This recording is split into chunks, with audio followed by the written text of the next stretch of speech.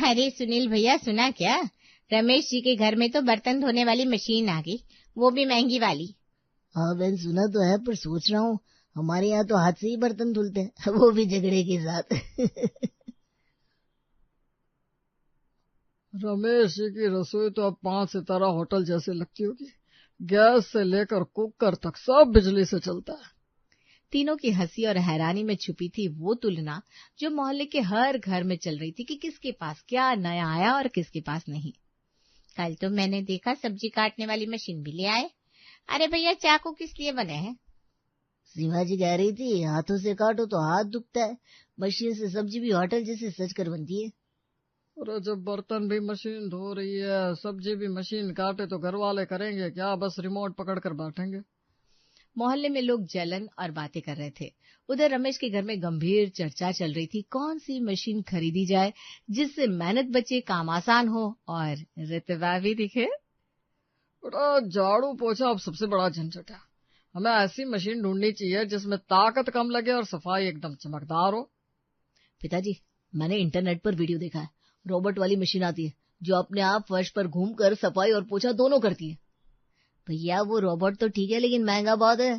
साधारण vacuum cleaner में भी पोछा लगाने का अटैचमेंट तो आता ही है और काम भी जल्दी निपट जाता है। बात सिर्फ सफाई तक सीमित नहीं थी।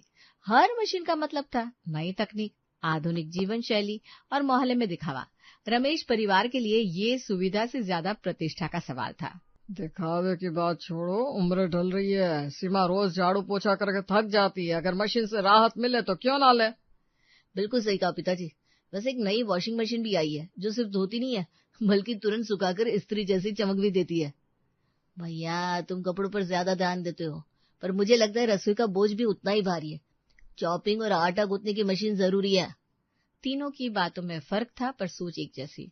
सारा बोझ मशीनों पर डालकर इंसानी मेहनत कम से कम करना, घर आराम से चले और मोहल्ले में नाम भी बने। अगर हर मशीन खरीद ली तो घर ही शोरूम बन जाएगा। हम पहले सबसे जरूरी 2 मशीन चुनेंगे और बाकी बाद में देखेंगे। मेरे हिसाब से झाड़ू पोछा करने वाली रोबोट मशीन और कपड़े धोने सुखाने वाली मशीन सबसे जरूरी है। ये दोनों हर रोज काम में आएंगी। सही कहा भैया, यही 2 सबसे बड़ा फर्क डालेंगे। बाकी चॉपिंग या आटा गूंथने की मशीन तो बाद में भी आ सकती है, अभी इनसे शुरुआत होनी चाहिए। बहस और तर्कों के बाद आखिरकार फैसला हो गया।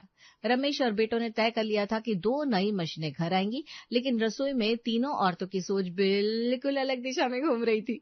बात तो सही है, मशीनें आएंगी तो बोझ कम होगा, पर मैं सोचती हूँ मशीनें घर की गर्माहट और अपनापन छीन लेती है। माँ जी, मुझे तो बहुत खुशी है। अगर झाड़ू पोछा मशीन कर देगी तो मैं बच्चों के लिए और अपने लिए थोड़ा समय तो निकाल पाऊंगी। आपको तो मजा आएगा, लेकिन हम बहुओं को अब ताने सुनने पड़ेंगे कि मशीन से काम होता है, मेहनत तुम कहाँ करती हो। सीमा की चिंता अलग थी, रोशनी की खुशी अलग और पिंकी के मन में शंका अलग। हर किसी की नजर अपने हिस्से की भूमिका पर थी। पहले घरों में बहुएं अपने हाथों से काम करती थी, उसी में अपनापन छलकता था। अब सब मशीनों के भरोसे हो जाएगा। माँ जी, जमाना बदल गया है। अगर हम समय बचाएंगे तो और कामों में आपकी मदद कर पाएंगे, यही तो सबसे बड़ा फायदा है। फायदा तो है, पर लोग तो यही कहेंगे सीमा जी की बहुएं हाथ हिलाए बिना आराम करती हैं। नाम खराब हमारा ही होगा ना। इस घर में मशीनें आराम लाएंगी या नए झगड़े ये कोई नहीं जानता था। औरतों के दिल में खुशी से ज्यादा सवाल उठ रहे थे। अगर मशीनें सचमुच घर का बोझ कम करती है तो मुझे भी राहत मिलेगी, लेकिन मुझे डर है कि मोहल्ले में बातें बनने लगेंगी। माँ जी, लोग तो बात हमेशा करते हैं, चाहे हम मेहनत करें या मशीन लें। जरूरी है कि परिवार अंदर से सुखी रहे। चलो, अगर यही फैसला है तो देखते हैं, लेकिन याद रखना मशीनें चलाने की जिम्मेदारी भी हमारे सिर ही आएगी, आराम तो सिर्फ नाम का होगा। बहुएं रसोई में मशीनों को लेकर अपनी खुशी और चिंता जता रही थी, पर आंगन के बाहर खड़े लीला और सुनील चुपचाप हर बात सुन रहे थे। सुनील जी, सुना आपने? बहुएं कह रही हैं मशीनें सब काम करेंगी, मतलब अब इन्हें हाथ गंदे करने की जरूरत ही नहीं रहेगी। हाँ लीला बहन, अब तो शायद ये कहेंगे चाय भी मशीन बनाए, हम तो सिर्फ टीवी देखते हुए आराम फरमाए। सोचो जरा, जब रसोई, झाड़ू, पोछा सब मशीन करेगी तो ये बहुएं मोहल्ले में क्या कहेंगी? देखो, हम तो रानियां बन गई। दोनों के स्वर में मजाक भी था और जलन भी। उन्हें लग रहा था कि रमेश परिवार तकनीक से आगे बढ़कर पड़ोसियों पर रौब जमाने वाला है। कल को ये बहुएं शायद गए, बच्चों को संभालने के लिए भी कोई मशीन ले आओ भाई, ताकि हमारी नींद में खलल ना पड़े। बिल्कुल सही। अब मेहनत करने वाली बहू कहाँ, सबको आसान रास्ता चाहिए, वरना हमारी तरह पसीना बहाने का जमाना और था। और सोचो, मोहल्ले में जब चर्चा फैलेगी कि सीमा जी की बहुएं मशीनों के भरोसे जीती है, तब सब हंसी उड़ाएंगे। गपशप का दौर अभी थमा ही था कि रमेश के घर मेहमान आए। सविता बुआ और प्रकाश फूफा 3 दिन रहने वाले थे। बहुओं के चेहरे खिल उठे। अब मशीनों का शो ऑफ पूरे ठाठ से जो होना था। बुआ जी, ये देखिए, बर्तन मशीन में चमचमाते निकलते हैं, हमें तो अब हाथ गंदे करने की जरूरत ही नहीं पड़ती। और ये कपड़े मशीन से धुलकर सीधे सूख भी जाते हैं, बस निकाल कर अलमारी में रखना होता है, सब कुछ मिनटों का खेल। अरे वाह, हमारे जमाने में तो आधा दिन साबुन मलते निकल जाता था, यहाँ तो सब पलक झपटते निपट रहा है। सच कहूँ तो ये घर तो हमें होटल जैसा लग रहा है, जहाँ हर काम मशीनें ही करती है और लोग आराम से बैठे रहते हैं। मेहमानों की हैरानी ने बहुओं को और उत्साहित कर दिया। अब हर छोटी बड़ी चीज मशीन से करवाना और उसे दिखाना उनका गर्व और शौक दोनों बन चुका था। बुआ जी, ये कॉफी मशीन का कमाल है, बस बटन दबाइए और झाग वाली कॉफी तुरंत तैयार, हाथ हिलाने की भी जरूरत नहीं। और अगर 100 मेहमान भी आ जाए ना, तो बस मशीन चलानी है, थकान का तो नाम तक नहीं, सब झटपट तैयार। मशीनें ठीक है बेटा, पर हाथ से बने खाने में जो स्वाद और अपनापन होता है ना, उसका मुकाबला कौन कर सकता है बोला। अरे सविता, अब जमाना बदल गया है, नई पीढ़ी समय बचाकर ही समझदारी दिखाती है, ये बहुएं भी वही कर रही हैं। पहला दिन यूं ही बीता, हर काम मशीन से हुआ।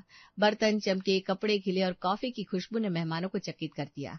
फूफा जी, सब्जियां मशीन ने काटी, आटा भी मशीन से गूंथा, हमें तो बस पकाना होता है, तैयारी में तो अब मेहनत ही नहीं बची। ये मिठाई भी मशीन से बनी है, सब नपे तुले अंदाज में, बस बटन दबाया और स्वादिष्ट पकवान थाली में सज गए। वाह बेटा, ये तो नया अनुभव है। हमारे जमाने में तो चक्की, सिलबट्टा और हाथ से बेलना ही सब कुछ था। सही किया तुमने, मेहनत कम करके वक्त बचाना चाहिए। मशीनें आने वाले जमाने का भविष्य है, यही तो असली आधुनिकता है। दूसरे दिन बहुओं ने और भी धूम मचाई। झाड़ू पोछा मशीन से हुआ, बर्तन धुले और कपड़े इस्त्री जैसे तैयार होकर अलमारी में सजे। फूफा जी देखिए, मशीन ऐसे प्रेस करती है जैसे किसी ने कपड़े इस्त्री करके निकाले हैं, हमें तो बस तय करके रखना पड़ता है। ये फर्श देखिए, झाड़ू पोछा मशीन करती है, हम तो आराम से बैठकर टीवी देखते हैं और घर चमकता रहता है। तो मतलब अब बहुएं रानी बन गई और काम सब मशीनों के हवाले कर दिया, हाथ की मेहनत का नामो निशानी नहीं। और सविता, ये जमाने के हिसाब से चल रही है, मेहनत बचाकर परिवार का समय देना भी तो बराबर जरूरी है। तीसरे दिन बहुओं ने खाना पकाना भी मशीनों से दिखाया। सब्जियां, मिठाई, सलाद, कॉफी, हर डिश मशीन से तैयार होकर थालियों में सजी। मेहमान लगातार चकित होते रहे। बुआ जी, ये पूरी थाली मशीनों की मेहरबानी है, सब कुछ समय से और बिल्कुल परफेक्ट, बिना किसी देरी या गड़बड़ी के। हमारे लिए तो ये खेल जैसा है, बस मशीनें चलाओ और मेहमानों को तुरंत गर्मा गर्म व्यंजन परोसो, मेहनत का बोझ ही नहीं रहता। बेटा, सुविधा अच्छी है, पर कहीं ऐसा ना हो कि इंसान खुद मेहनत करना ही भूल जाए, यही डर मुझे सताता है। 3 दिनों का मशीनों का शौफ चलता रहा। बहुएं बार बार कहती, ये भी मशीन से हुआ, वो भी मशीन से हुआ। मेहमान हैरान और प्रभावित भी, मगर बाहर मोहल्ले में जलन और तानों की आग और ज्यादा भड़क उठी। अरे सरिता बेटा, तुम्हारे घर की मशीनें तो खूब चली, पर मोहल्ले की बिजली अब खराब है, 2 दिन तक आएगी नहीं। अब देखना मशीनों का राज खत्म, बिना बिजली सब लकवाग्रस्त हो जाएगा। अब दिखाओ आराम, बिना करंट के कैसे मिलेगा। सरिता अचानक इन तानों से घिर गई। उसे समझ में नहीं आ रहा था कि पड़ोसियों की जलन पर क्या कहे, मगर उसके चेहरे पर हल्की मजबूरी साफ दिख रही थी। अब तो बर्तन, कपड़े और खाना सब हाथों से करना पड़ेगा, मशीनें शोपीस बन जाएंगी, मजा तो अब शुरू होगा। बिजली नहीं होगी तो कॉफी मशीन, झाड़ू मशीन, पोछा मशीन सब ठप, तब देखेगा असली हुनर बहुओं का। पड़ोसियों की बातें सुनकर माहौल और भी कड़वा हो गया। उनकी आंखों में संतोष और चेहरे पर जलन की मिली जुली झलक साफ दिख रही थी। 2 दिन बहुत होते हैं, देखना बहुएं कैसे पस्त हो जाती है। मोहल्ले को असली मजा तो अब आने वाला है। ये सब दिखावे की मशीन उसी दिन बेकार, जब करंट बंद हो। अब असली काम आएगा तो सिर्फ हाथ और मेहनत। हाँ, सही कह रहे हो आप लोग। अगर बिजली नहीं होगी तो हमें भी हाथ से ही काम करना पड़ेगा, और कोई चारा ही नहीं है। पड़ोसियों की चुपती बातें सुनकर सरिता भारी मन से घर लौटी। दरवाजा खोलते ही उसने सबको इकट्ठा देखा। चेहरे पर आराम और संतोष था, पर खबर सुनकर ये सुकून तुरंत टूटने वाला था। सुनो सब लोग, मोहल्ले की बिजली खराब हो गई है। पड़ोसी कह रहे थे 2 दिन तक करंट आने की कोई उम्मीद नहीं है। क्या 2 दिन तक बिजली नहीं? तो हमारी बर्तन मशीन, कपड़े वाली मशीन और झाड़ू पोछे सब बंद पड़े रहेंगे। अरे भगवान, कॉफी मशीन और आटा गूंथने वाली मशीन कैसे चलेगी? मैं तो हाथ से गूंथना भी भूल चुकी हूँ। सरिता की खबर सुनकर पूरे घर में जैसे भूकंप आ गया। बहुओं के चेहरे पर डर और बच्चों के चेहरे पर बेचैनी और बड़ों की आंखों में चिंता उतर आई। पापा, अगर 2 दिन बिजली नहीं आई तो कपड़े धुलेंगे कैसे? मशीन के बिना इतना बोझ कौन संभालेगा? और झाड़ू पोछा? हमारे यहाँ तो रोज 2 बार सफाई होती है। मशीन बंद हो जाएगी तो घर गंदगी से भर जाएगा। इतने महीने से सब काम मशीनों से करवाया, अब बच्चों को और बहुओं को हाथ की मेहनत की आदत ही नहीं रही। बिजली न होने का ख्याल सबको झकझोर गया। जो लोग मशीनों पर गर्व कर रहे थे, अब वही उनके बिना खुद को असहाय महसूस करने लगे। माँ जी, सच कहूँ तो मैं तो बर्तन हाथ से धोना ही भूल चुकी हूँ। मुझे डर है सब टूट फूट ना जाए। और कपड़े धोना भी बहुत मुश्किल है। पहले घंटों लगते थे, अब तो मशीन ने हमें आराम की आदत डाल दी है। बहुओं के शब्दों में डर और स्वीकारोक्ति दोनों थे। वो मान रही थी कि मशीनों ने उनकी मेहनत छीन ली और अब हालात उनके खिलाफ खड़े थे। ये तो बहुत बड़ी समस्या है। मशीनों पर इतना निर्भर होना गलत था। अब देखो बिजली बंद और हम सब हाथ बांध कर खड़े। सही कहा, मेहनत करने की आदत ही खत्म हो गई है। अगर हालात ऐसे ही रहे तो घर का सिस्टम ठप हो जाएगा। पिताजी, हमें अभी से तय करना होगा कि बिजली के बिना कौन कौन से काम हम हाथ से कर सकते हैं, वरना हालात बिगड़ जाएंगे। माहौल भारी हो चुका था। मशीनों का शोर और आराम जैसे अचानक छिन गया हो। अब सबको अपने पुराने दिनों की मेहनत याद आने लगी थी। अगर खाना भी मशीन से नहीं बनेगा तो बच्चों का क्या होगा? मैं तो सब्जी काटना भी मशीन से ही करती हूँ। माँ जी, अब लगता है मशीनों का दिखावा ही हमें मुश्किल में डाल गया। लोग हंसेंगे कि बिना बिजली हम कुछ नहीं कर पा रहे। घर में अब डर और चिंता का माहौल था। बिजली कटने के बाद सबको मजबूरी में हाथों से काम करना पड़ रहा था। 2 दिनों में पूरे घर की नींद, आराम और खुशियां छीन ली गई थी। माँ जी, बर्तन इतने जमा हो गए कि आधा दिन घिसाई में निकल गया। हाथ भी छिल गए। मशीन की आदत ने बिगाड़ दिया। कपड़े धोते धोते मेरी तो पीठ दुखने लगी। मशीन से मिनटों में हो जाता था, अब घंटों मेहनत लग रही है। सुबह से दोपहर तक घर में अफरा तफरी रही। बर्तन, कपड़े और झाड़ू पोछा में समय इतना लगा कि बाकी काम अधूरे रह गए। सब थके हारे से दिखने लगे। खाना अभी तक क्यों नहीं बना?